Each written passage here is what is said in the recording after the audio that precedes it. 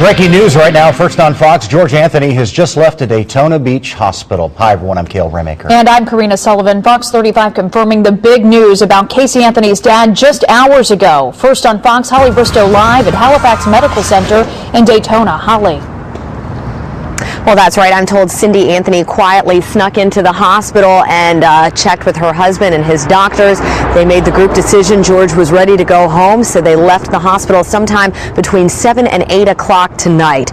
Now, George Anthony spent 11 and a half days here at Halifax Medical Center. He was taken here early the morning of Friday, January 23rd, the day before George Anthony had missed a late afternoon appointment with his wife and their attorney, Brad Conway. Now, when Cindy Anthony, his wife, and the attorney hadn't heard from George by about 9 o'clock that night, they started getting concerned. By 11 o'clock, George had sent a few text messages to loved ones indicating that he wanted to be with his granddaughter, Kaylee. The little girl was last seen in June. A meter reader found her remains 2 weeks before Christmas. Police traced pings from George Anthony's cell phone late January 22nd and early into the morning on the 23rd, and they finally found him at the Hawaii motel. Police say George Anthony had 2 bottles of prescription medication and beer in his room. George allowed Daytona Beach Police Chief Mike Chitwood to drive him here to Halifax Medical Center. Tonight, Cindy and George Anthony's attorney told Fox 35 that George has made a lot of progress since that day. George is doing well. George realizes that he's got a lot of compassion and a lot of sympathy out there, and he certainly has the support of his family and friends.